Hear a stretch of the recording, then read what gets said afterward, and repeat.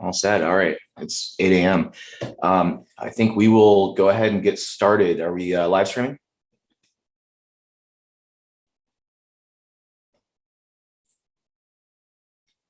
Just going to double check with Shelly. Okay, great. All right, guys. Thank you all for joining us. Good morning. This is the Take Medicine Back, Take EM Back Summit and our conversation with the press. So my name is Mitch Lee. I'm an emergency physician and a founder of Take Medicine Back. I'm going to introduce our panelists and give a little background here that we are hoping to communicate why emergency medicine in the United States is in crisis and why this is the case.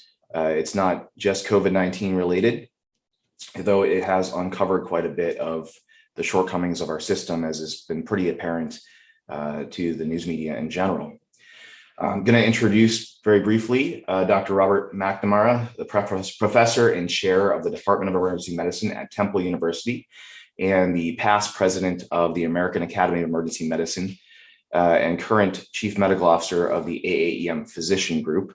Wendy Dean is a psychiatrist by training and the president and co-founder of the Moral Injury and Healthcare Foundation, a nonprofit organization that provides training and consultation to organizations focused on alleviating distress in the workforce and rebranding the term burnout. We also have Dr. Arthur Schmelinski, Chief Financial Officer and Chief Operating Officer at Middle Tennessee Emergency Physicians, which is one of the few remaining independent democratic private groups. And Terry Mulligan, an adjunct professor at the University of Maryland School of Medicine. He is a board member of the American Academy of Emergency Medicine and the vice president of the International Federation for Emergency Medicine. So we'll get started with some background information and statements from all the panelists, and then we'll be happy to take questions from the press and those in the audience, starting with Dr. McNamara. Okay, thanks, Mitch. I will share this document that I sort of summary of my talk here. So I'm a physician who's practiced emergency medicine since 1982, and I've borne witness to the rise of this noble specialty. Unfortunately, I now see a tremendous threat to patients as much of the specialty has been turned over to corporate control. This happened when members of the prior generation of emergency medicine obtained a windfall by selling their practices to private equity-owned ED staffing companies.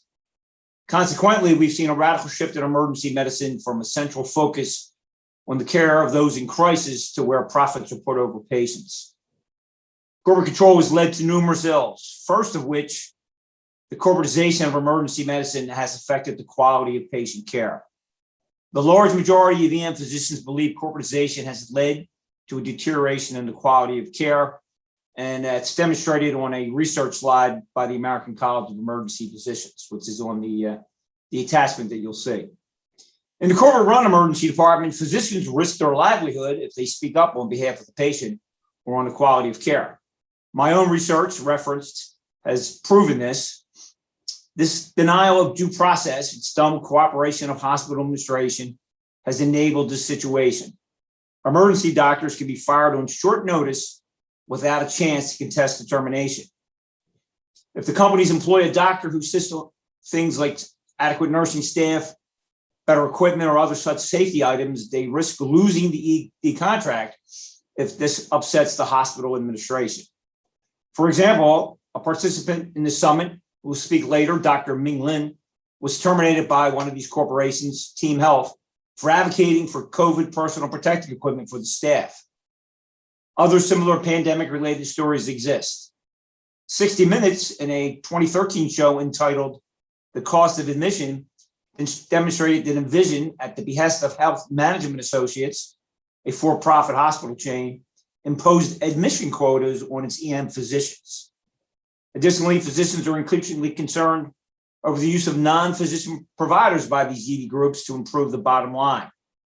A corporate ED group, Envision, advertises to hospitals that non-physician providers are 2/3 the cost of a physician and can save the hospital money. While non-physician providers certainly have a place in medical care, they're clearly not a substitute for a physician. Secondly, corporate control has led to excess costs to the patient and others. and the majority of EM physicians are currently powerless to intervene. The business methods of corporate EM staffing companies such as Envision and Team Health came into sharp focus recently over the surprise billing issue. Citizens are getting hit with huge bills for emergency services that are not covered by their insurance, as the ED staffing company is out of network. Research by Yale economists pointed out that these corporate entities were going out of network as a business strategy to maximize profit. The emergency physicians who work for such corporations are not allowed to see what is being billed and paid in their name. These companies send a bill that is 8 to 9 times higher than the typical Medicare payment for service, and will then send a bill collector after the patient who cannot pay. EM physicians fear asking for this information, as the corporations have these termination without cause provisions in the physician contracts. So in order to rein in costs and counter this greed, it's essential for emergency medicine physicians to be directly sent information on what is billed and paid in their name. Otherwise, they cannot serve as a check on fraud or exploitation of the patient. I have personally asked the American College of Emergency Physicians to enact policy and to seek legislation or regulation to eliminate this situation. CMS and the AMA both support such transparency. However, the ACEP has yet to step up on behalf of its physician members or the public in this matter. Unfortunately, the organization has a problematic history with corporatization, as many of its former and some of its current leaders have direct ties to this industry. A third point is emergency medicine has a demoralized physician workforce, and they can't give the best care to the patient. Simply put, the mental health of EM physicians has been severely damaged. The unwell physician is incapable of delivering the best care to the patient. Emergency medicine is one of the most difficult specialties to practice. For example, we see children die, others die suddenly, and then we have to share that news with the devastated family. We're currently on the front lines of the COVID crisis, and we've always been the shelter in the storm for those affected by abuse, violence, homelessness, and substance use disorder. There are no breaks in EM for nights, weekends, or holidays. We and our families are deeply affected by the demands of shift work and 24/7 availability. Corporate control has introduced unnecessary additional stressors that cause harm to EM physicians, which then in turn affects patient care. Nobody can do a difficult job long-term if they feel they're being exploited. In the name of profit, physicians are beholden to company-imposed metrics while being chastised for not seeing enough patients or not documenting in a manner that maximizes income for the company. Many EM physicians describe themselves as mere cogs in the wheel. Surveys of EM physicians, as mentioned, indicate that the overwhelming majority believe corporate influence has negatively affected their professional satisfaction, in addition to the quality of care they can deliver. Finally, solutions exist, but entrenched powers have blocked access to them. In the vast majority of states, it's illegal for a corporation to employ a physician due to the prohibition on the corporate practice of medicine. The underlying principle is to keep the business influence out of the physician-patient relationship.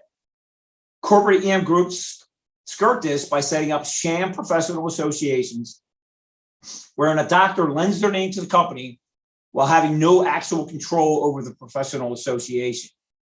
Recently, in the matter of Brovant versus MCare, it was revealed that a Dr. Gregory Byrne of Texas admitted to holding 275 to 300 such entities in 20 states on behalf of Envision. State boards of medicine and attorney generals have turned a blind eye to these issues, despite being charged with overseeing the quality of healthcare for their citizens. The largest EM professional society, the ACEP, has also sat on its hands, refusing to join litigation challenging corporate practice, claiming it is a private business matter. Hence, you see the need for an organization such as Take EM Back.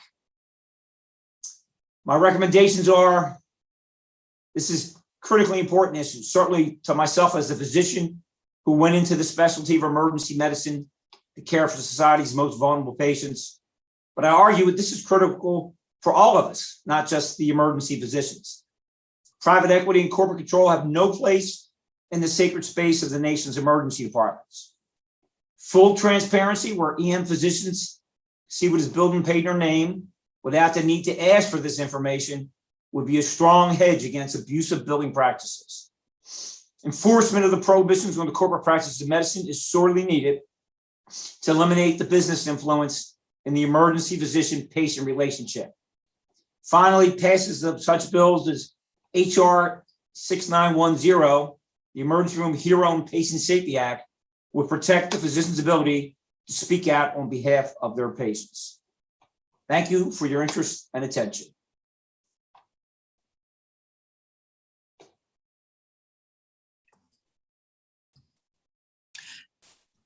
So thank you, Dr. Thanks, Dr. McNamara. I'm going to talk briefly from the position of a psychiatrist. I did spend 3 years working as an emergency room physician before I transitioned to psychiatry. So I have every empathy for what the ER doctors right now are facing and what has become an increasingly difficult problem. As Dr. McNamara said, distress is not the result of COVID. It's been a problem for almost 2 decades, but COVID made it impossible for us to look away from it or to deny that the distress of practicing medicine right now is common. We've been studying it, assessing it, and trying to intervene for, as I said, about 2 decades, but not anything that we have tried has made a significant impact. And what that suggests to me is that maybe we have the wrong diagnosis. What we've been talking about for 20 years is burnout. And we've been suggesting that it's an individual frailty, that people aren't doing enough self-care or that they aren't tough enough, that they aren't resilient enough.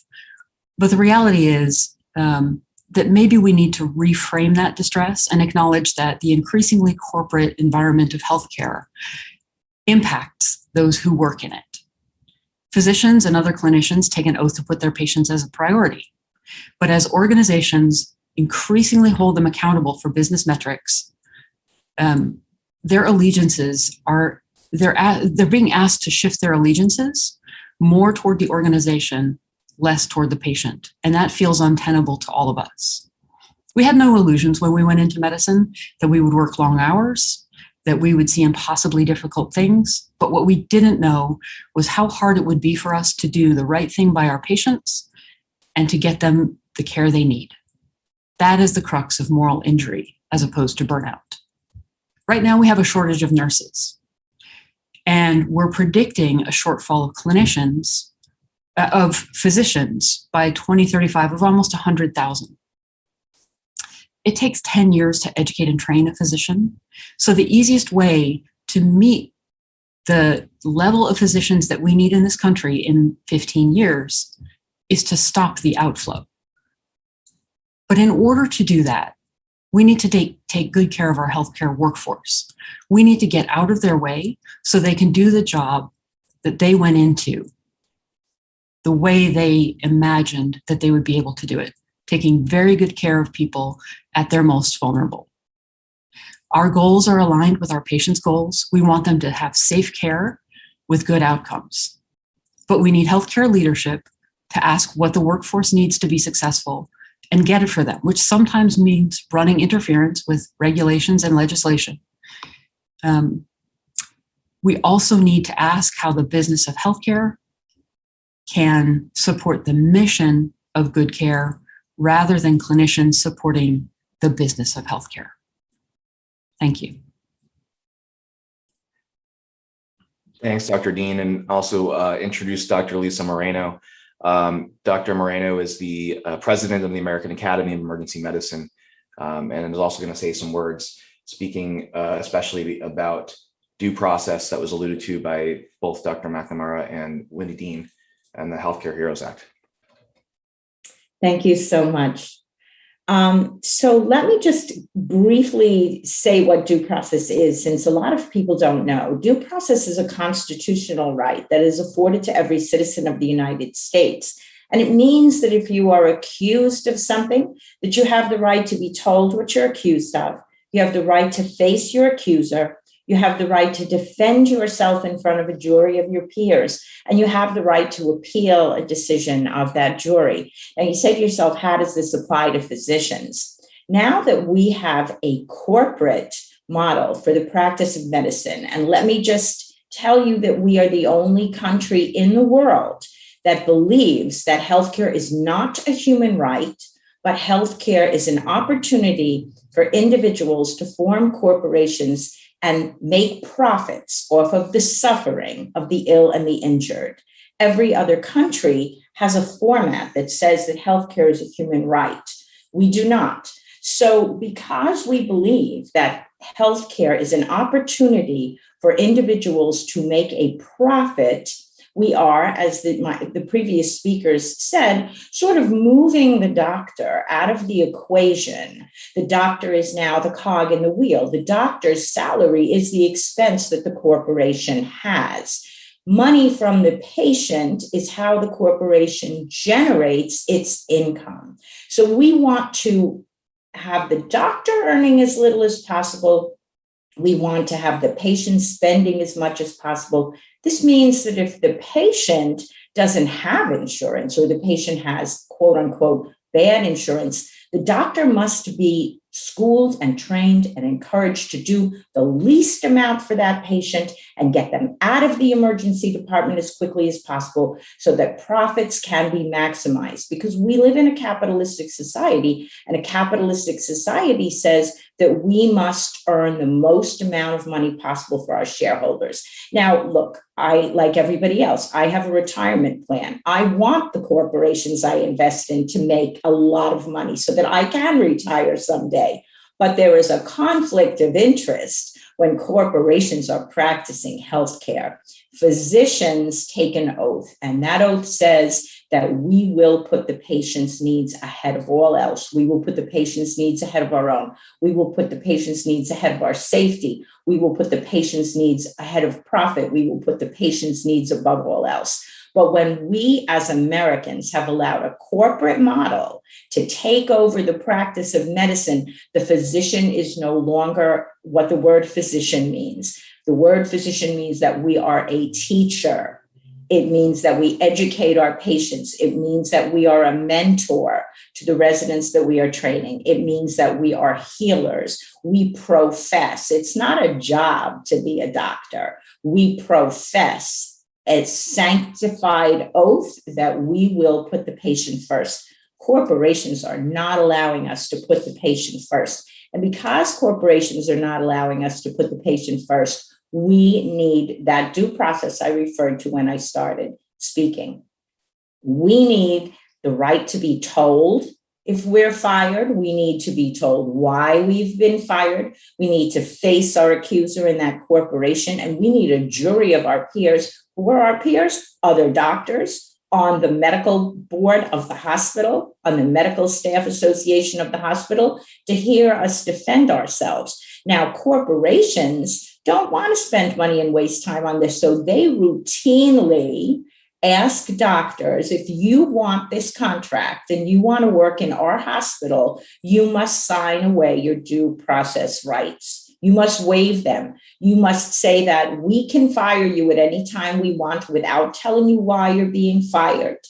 And AAEM has a long list of cases going back decades since the corporate practice of medicine became prominent in this country, of physicians who were fired solely for the reason that they spoke up on behalf of the safety of patients, or they admitted too many people who were homeless. They admitted too many people who had insurance. They discharged too many people who had good insurance and the hospital wanted to keep. This is not the way that medicine should be practiced. Medicine should be a sacred relationship between a physician and her patient. And that is the only two people, except for the patient's family, which would be by the patient's choice, who should be involved in medical decision-making. Dr. Dean said it takes 10 years to train a physician. That's the minimum. Most of us train for longer than that. We have the knowledge to know what the patient needs. The administrator doesn't know what the patient needs. They didn't go to medical school. Nobody else in the corporate structure knows what the patient needs. Therefore, our right to do the right thing for the patient must be protected. Representative Dr. Raul Ruiz and Representative Dr. Marshall, who is now a senator, have put in this bill, House Bill HR 6910.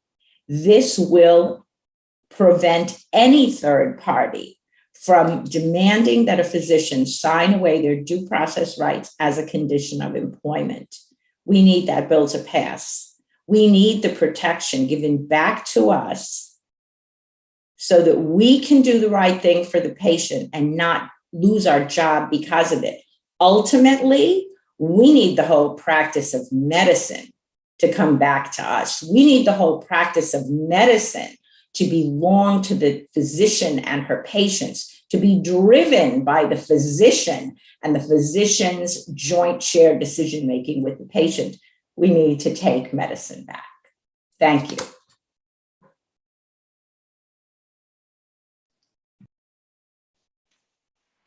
I'll introduce myself. I'm Arthur Schmelinski. As Mitch said, I'm the COO and CFO of Middle Tennessee Emergency Physicians. We are a private physician-only owned group.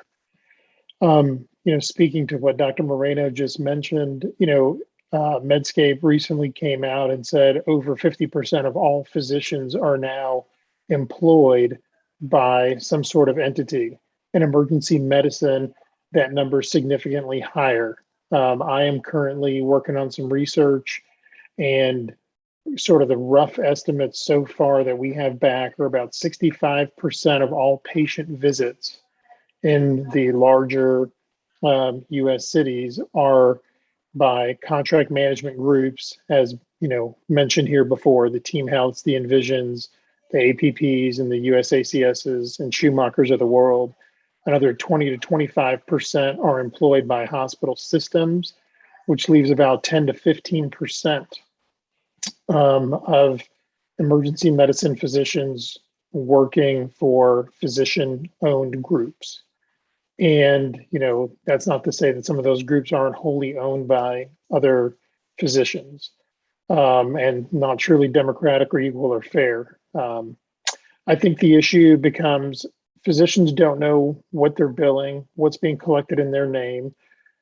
Here I'm in Nashville, Tennessee, and recently there was a case, an article written about how Team Health, which staffs Nashville General Hospital, which is a hospital that is run by the city and caters to indigent patients, how Team Health was going after and suing these patients for unpaid bills. The physicians have no choice or say as to whether or not they would do this. My group, we do not do anything like this. It's just morally reprehensible. And part of the oath we made when we went into emergency medicine was we take care of anyone at any time and at any place, regardless of their ability to pay. This has also led to, physicians' names are on those bills. Physicians are the ones who are the ones that the press sees, and that's what gets named in lawsuits. And, this is making it very difficult emotionally for physicians to continue to work. I think it's important to note that, as Dr. Moreno said, the contract management groups and the corporatization of medicine has led to a profit-first mentality. It is seen as the ED volumes went down during COVID. We saw this very, very rapid push by these corporate groups to move to an RVU-based model, because as the number of patients went down, instead of paying a fixed hourly fee to physicians, they decided they only wanted to pay them for the work that they did. And this leads physicians to be in a position where they have no upside. They're constantly now being financially threatened, and it's pushing them to see patients faster than what they might be comfortable with, because their livelihood is now directly tied to the ability to rapidly see patients and disposition them quickly so that they can have some financial stability. I think we have to put physicians back in control. As Dr. Moreno said, we have taken an oath to take care of our patients first. We've taken an oath to do the right thing, and corporate entities do not have that as their mission. Their mission is profit first, return money to their investors first, and it's morally antithetical to the practice of medicine and specifically emergency medicine. Thanks. So thank you everybody for signing in and joining this discussion, and thanks for the previous speakers. I just want to offer a couple comments of my own, and then we'll open this up for questions from questions to the panelists and also questions from the audience. But my name is Terry Mulligan. I'm an adjunct professor in emergency medicine, and I'm on the board of the American Academy of Emergency Medicine, the vice president of the International Federation for Emergency Medicine. And I think all of us involved in healthcare, not just in healthcare, but almost every section of society, over the last 18 months, we've had just this horrible experience of COVID changing almost every aspect of our lives. And what we're seeing is that, particularly with healthcare and with emergency medicine, the pandemic has really pulled the curtain aside and revealed the true state and nature of our healthcare system, of our hospitals, of our healthcare coverage, of our emergency departments. And it's really shown something that might be new or unexpected to the public, but it's something that we have known in the healthcare system for decades.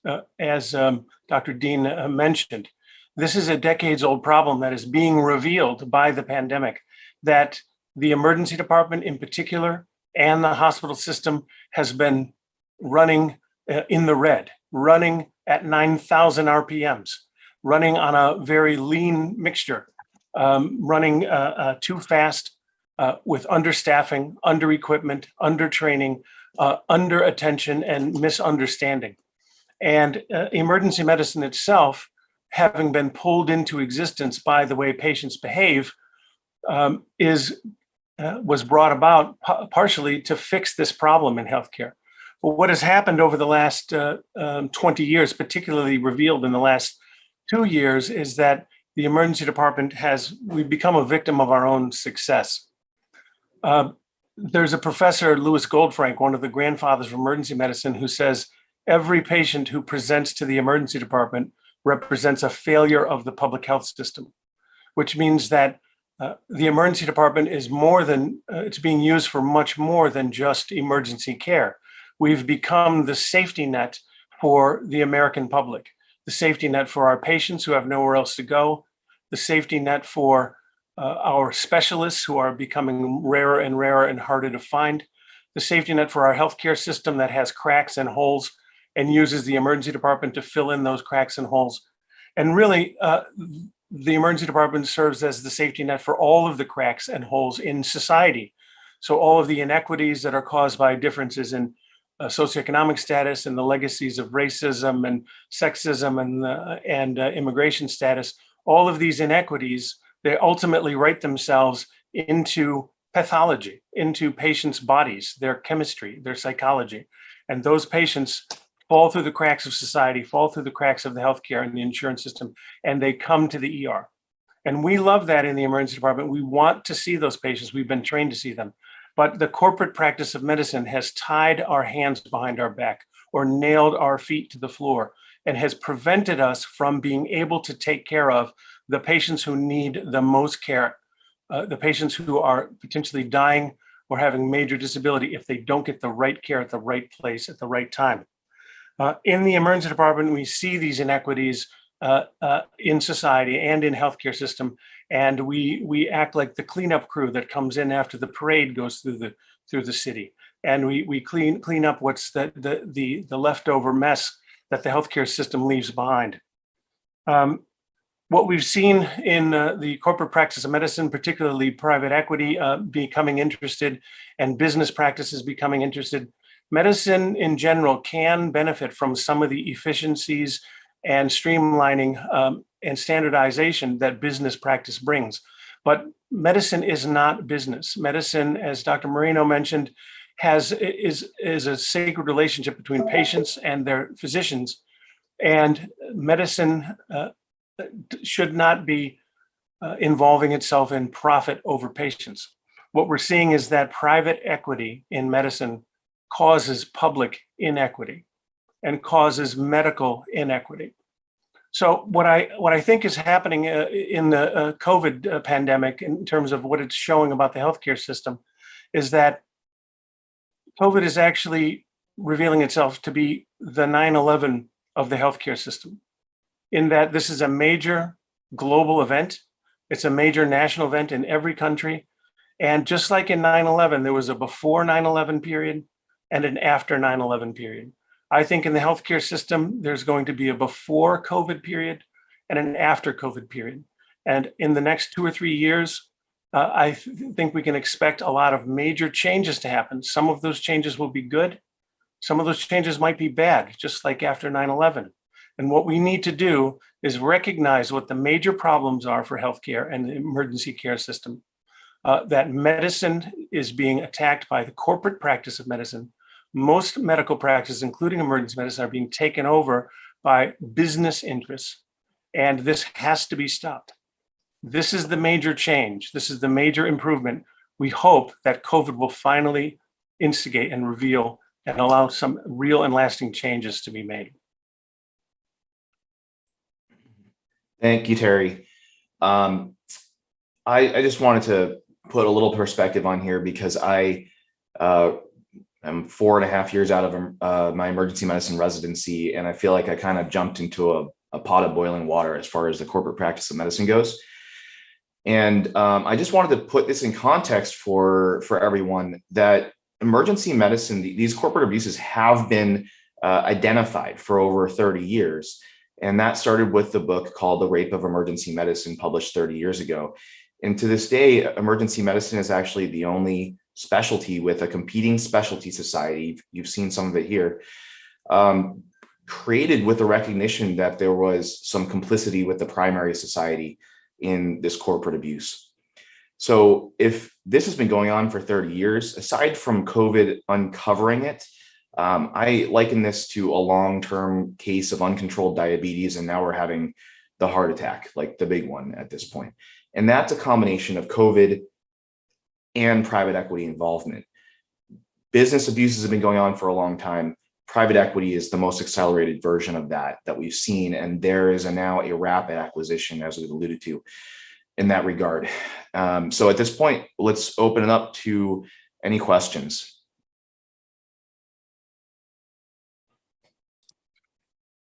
Hi, Mitch. I see in the chat box there's a question from Dr. Vicki Norton, and I'll just read it. How have private equity owned been able to bypass corporate practice of medicine laws in states that have them? How can this be combated, and what federal legislation, if any, would help?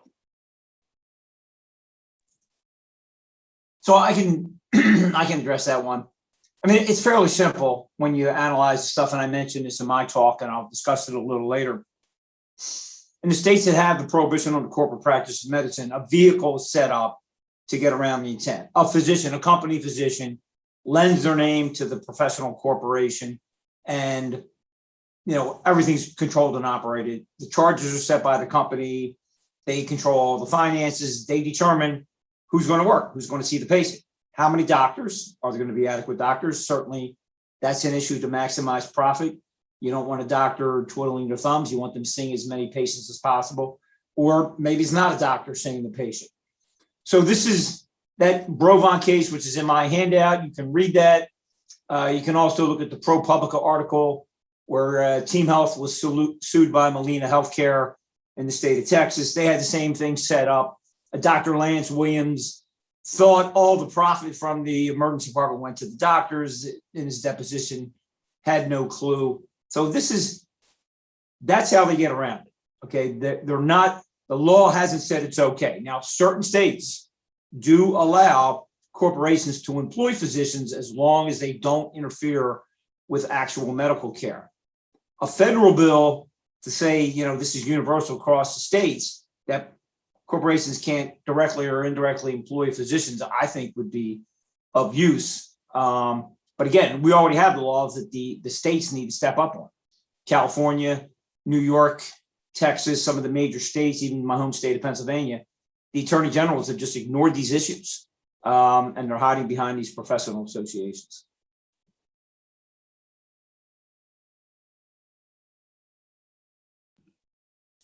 We have I'm a question seeing it. from Roxanne. If we're happy to read it, or we can also unmute. So Mitch, I'll answer that question. How has the movement towards corporate handling affect the care that patients get? The answer is very simple. The care that patients get has become unacceptable since corporations approximately 30 years ago took over the practice of medicine. We spend more money than any other country in the world on medical care. And the country that is second to us is Switzerland, and they spend a third of what we spend. Now, what do we get for all of this money, where we are spending 3 times what the country who is number 2 top spender is spending? What do we get for that? There are 192 countries in the world. We have fallen to number 52 in infant mortality. We are the richest country in the world. Infant mortality in our country is 52. In the island of Puerto Rico, which is owned by the United States, that island is 64th in the world in infant mortality. Our longevity and quality of life, according to the World Health Organization, is worse than Cuba, which is the second lowest spender after Somalia. So we are getting abominable rates of metrics for health in the United States, but we are getting great metrics in terms of stockholder profits in private equity. We are getting great metrics in terms of return on the dollar. You can look in the Wall Street Journal. You can look at publicly traded companies, and they will show you that these executives in these companies, are making millions of dollars. There was a split a couple of years ago, and some of my colleagues who are better at business than I am, Arthur or Bob, might be able to answer this, but there was a trade. I believe the split was MCare and Envision. And there was one individual on that board who made more than $6 million the year of that split. Do you know a single emergency physician who could ever even fantasize about making $6 million in a year? No, because we're not interested in that. We are interested in making a decent salary for the sacrifices we made to become emergency physicians, and we're interested in putting the patient first. So the simple answer to your question is, since corporations took over managing medical practices, healthcare has gone down the sewer. It's become horrible compared to what it used to be, and profits for private equity have gone through the roof and become terrific.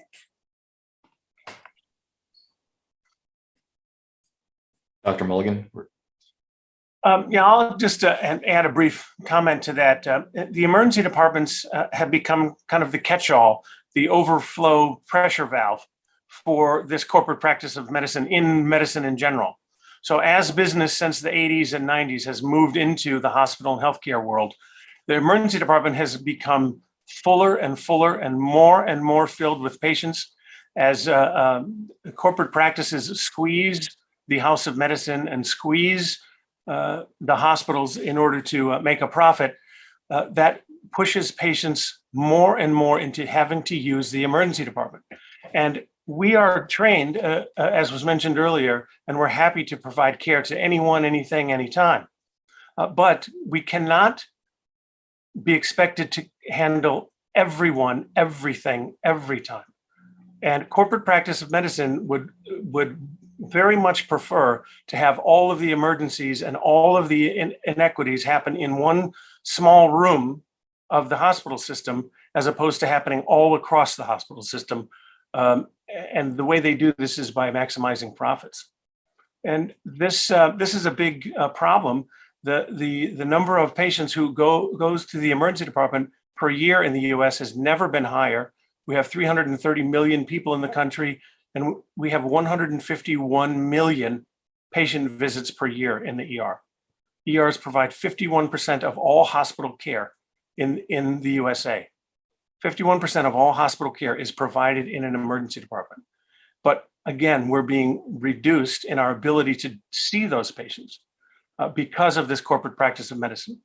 There is one question here from Dr. Brad Dreyfus. Brad, if you want to unmute yourself and ask the question, or I can ask it for you that you wrote in. Dr. Mulligan, I just got a message that for some reason people aren't able to unmute themselves right now, so we're going to try to work in that in the background. Okay. All right. So I'll. Okay. It sounds like he's here now. Okay. Unable to start video. That's fine. Thank you all very much. For our patients and community members, family and friends who are really the victims in this corporatization of medicine, what do each of you feel they can do from their grassroots position to help catalyze change to ensure that we move medicine back towards a patient and community-centered model during this post-COVID period for American public health and medicine? So speaking as somebody who has an organization that's trying to leverage some of the data here, I would respectfully ask that all of the patients who have challenges with their healthcare find an organization that is trying to raise these issues and send them stories. That's just the first, one of the first easiest things to do. That allows us to tell legislators, regulators, what's actually happening at the interface of the patient-physician interaction. And we can't change anything without stories. So that's the first simplest thing to do. Well, one thing I'll say, Brad, is that, the physicians started this. We are the ones that sold to lay interest and to private equity. And it's just take EM back. So physicians have to get organized. We have to get on the same page. There will be resistance by the old guard, by the people that made the profit, who will, deny the evils of the past. But it's the rank and file physicians. My career is coming to an end, but we've got Taking It Back started by Mitch Lee, because the younger generation has walked into a world where they don't have the options to enter that good physician-owned practice like Arthur Schmelinski is involved with. So we're at a critical point here. And then obviously the COVID thing hit, the clash of jobs getting cut, graduates not getting jobs. So this is a wake-up call to the physicians of the specialty. The tools exist to already fight this as an EM organization. Corporate practice of medicine, okay, the American Academy of Emergency Medicine has just stepped up on a case in California. We need the American College to join us. We absolutely, the due process thing, that's a very simple thing. That is, your physician should not be able to be fired for advocating for you. All right, no, we have to go with this. We've got to get that bill moving. We've got to get the Joint Commission moving. We have to move behind that. I think financial transparency will do a lot to eliminate the abuses the patients feel. Your doctor doesn't know, not allowed to see what bill is being sent out in their name. And, these stories, we saw them reported on the surprise billing thing. So this is just a situation. It doesn't make any sense for the public. It doesn't make any sense for the doctors. It doesn't make any sense for the insurance industry even. Like, you realize that a private equity firm is the one deciding how much a laceration repair costs? So these are, a couple of very simple solutions that will start shifting the balance from corporate control back into physician control. Not to say that we were perfect, again, because we started this, but that's your best chance. We take an oath to put the patient first, not profits first. Thanks, Dr. McNamara. I'll say, I think on a grassroots level, you need physicians to come together in their communities, both the emergency medicine physician specialists, and demand from the hospital systems to move away from these corporate entities. The issue becomes a lot of the corporate entities are intertwined with the corporate emergency medicine groups, which makes it very difficult and complicated. Nonetheless, this is sort of a grassroots approach. It can be done at the community level. It can be done going through board of directors of hospitals and saying, hey, do you know this is going on? And I think especially in smaller communities, they don't really want this sort of quote unquote excess profit going to Wall Street. They would rather keep it local. In the end, what we're really talking is the patients can have more money. The physicians can actually have even more money. and everybody will be in a better place. Physicians will have more control. And all you do is you weed out a bit of the corporate profit. And that's kind of what we need to aim for. I know Mitch has mentioned private equity in the past. I'm fairly familiar with what they do and how they operate. They won't make an investment unless they think they can get a 20%, 18 to 20% annualized return. And so that's a huge number. And that profit, that delta, doesn't need to be there. It shouldn't be there when we're talking about patients' lives, morbidity, mortality. And unfortunately, the position we're in is, that comes first. There are many hospitals now, especially in Texas, that don't even staff a physician. You have a nurse practitioner working alone. There was a case of a missed pulmonary embolus by a nurse practitioner who had no training or experience in Oklahoma that settled for a fair bit of money. I think we have to publicize those cases. I think, while mid-level providers have a role in medicine, it's a role that needs to only be there when they are being supervised by someone that they have to answer to, and they have someone who they have the ability to ask questions of. So if I can jump in just for a moment, because we're getting a few questions here. And I wanted to just draw a little distinction, right? Because we talk about capitalism, we talk about profit. I just want to draw a distinction between capitalism and crony capitalism and profit and profiteering. Because Dr. Schmelinski has a private group. It's, it's a business, but it's a transparent business that has some ethics at heart, and it's physicians that care about their patients. And I just wanted to put that out there because I think that that's become conflated. Now you're having private equity interest with no other goal other than to extract profit, with no interest in the patients here. And we had a couple questions in here. Lynn asks, can you say a bit more about the history of how doctors started some of this? And I just wanted to point out that Dr. McNamara will be giving a full history, essentially, of how we got here very shortly. And the press is completely invited to that. So that's 10 a.m. So that's going to be an in-depth view of that. And then I think we had Dr. Hilton. I'm not sure if you want to unmute and ask your question because it was insightful, a little bit long if you'd like to. Hi, good morning. So yes, I believe that we need a federal ban on the corporate practice of medicine, but I think before we seek that, we also need to have a federal definition of the practice of medicine, because right now we're in a place where we've allowed the practice of medicine to be stolen by, and the term, basically misappropriated by non-physicians and corporate entities that are practicing medicine but say that they're practicing healthcare. So first we need to define what is the practice of medicine, because without that, any ban on the corporate practice of medicine would be really pointless. But I don't know, is this even something that is within the jurisdiction of the federal government to define and protect? I think it is, because they're in the business of healthcare themselves now, as the largest payer for it in the country, and also because they are a provider of healthcare in the VA system, in the military system, et cetera. So I think so, but I'm not a lawyer. I think that this really should be a priority, and I don't see how we can take medicine back before really solidifying our efforts on that front. Dr. Hilton, thank you so much for those comments. I think that what the issues that you raise are really important. There are essentially two ways that medicine the practice of medicine can be defined, and that medicine can be controlled.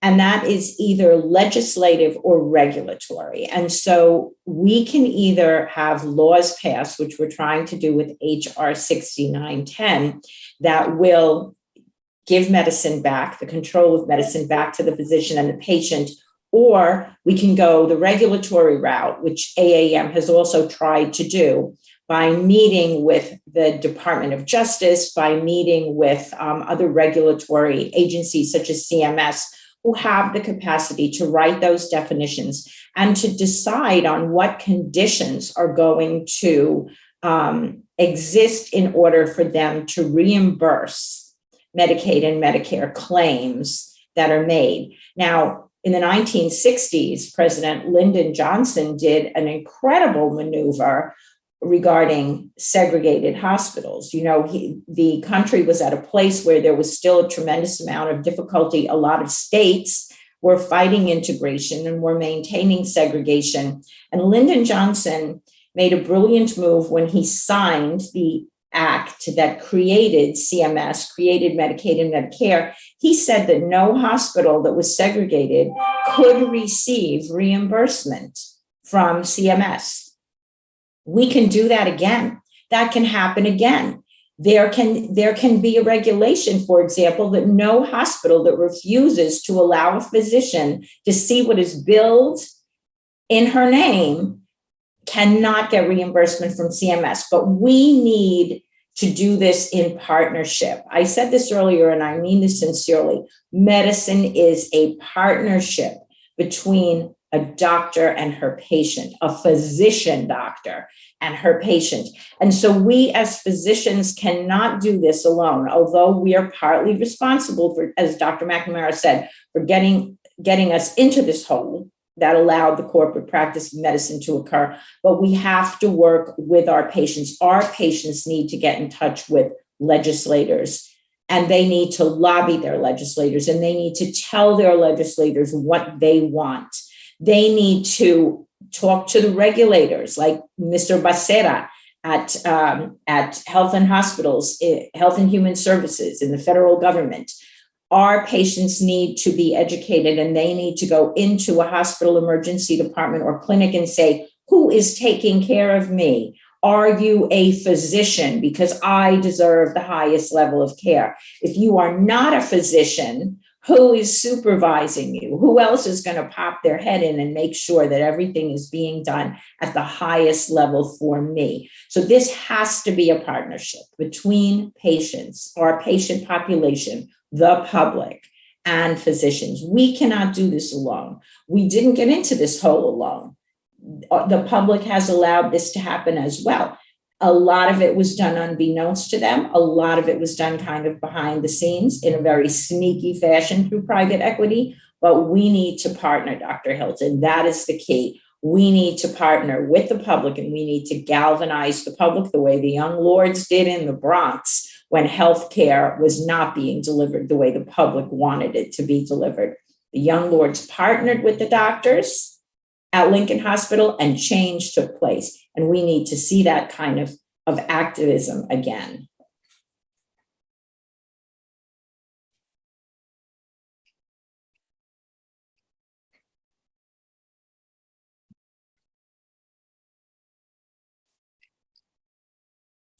So one of the questions from Roxanne Bruce was, is there a planet where patient care can be a priority and still have enough money to pay physicians and staff a reasonable salary? And the answer is yes. The healthcare system, as we know, is about 20% of the budget of the entire country. And as Dr. Moreno mentioned, we pay twice or three times as much for our healthcare in this country as almost every other country, but we don't get the outcomes that we should for that money.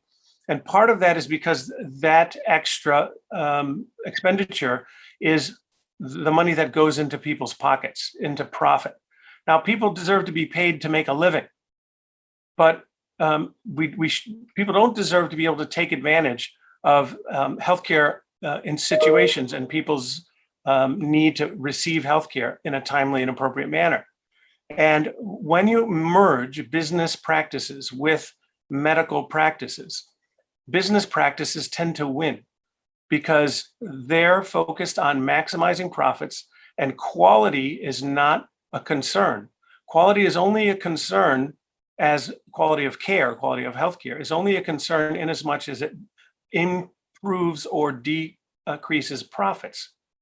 It's not a goal in and of itself. Now, that's just business as a philosophy. And that's basically what has happened. Dr. McNamara mentioned we were complicit in the practice of this, but I think that's it's a little bit of a broad paintbrush. There were certain individuals who decided to take advantage of their situations and have then victimized not only the remaining physicians and the healthcare system, but the patients themselves in the long run. And I think it's this practice itself that not everything should be turned into a business. Profit is not the only thing that matters, especially with healthcare. And I think it's good to get into some real numbers. Somewhere between 30 and 50% of what gets paid to these CMG physician groups is profit. It's a huge number. That is the take home with, is there enough money? In essence, patients could pay about a third less and physicians would get the same amount of money. It's that chunk that's going off to Wall Street. And, their goal is, most private equity is 5 to 7 years. They want to turn around their investment and they want to generate somewhere between, double to 2.5 times their initial investment. And so you take that away and physicians can get back to running a practice, making decisions in patients' care. And patients don't have to, get bankrupted from going to the ED. And how many patients' lives are lost because they're afraid of going bankrupt when they show up in the emergency department. As everybody here knows, the number one cause of bankruptcy in the United States are healthcare bills. So there's certainly plenty of money out there to make it all happen. We just have to take medicine back, take emergency medicine back, put us back in control of taking care of our patients, and let us make the appropriate decisions in their care, because we are not strictly for-profit entities. We're there to take care of people because that's the oath that we made.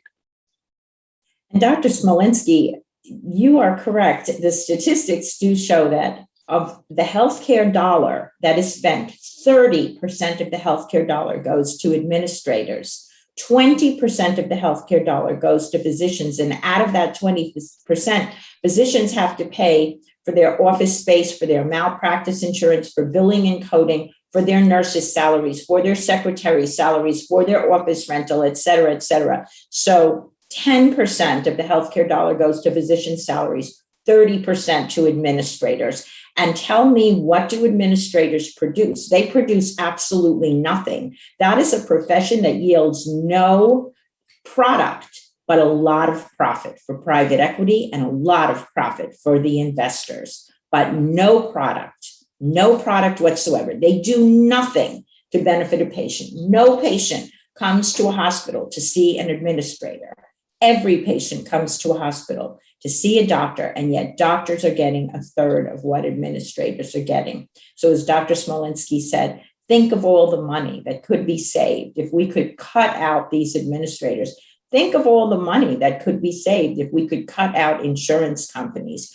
Think of all the money that could be saved if we could cut out private equity and take medicine back. Thanks, Dr. Moreno.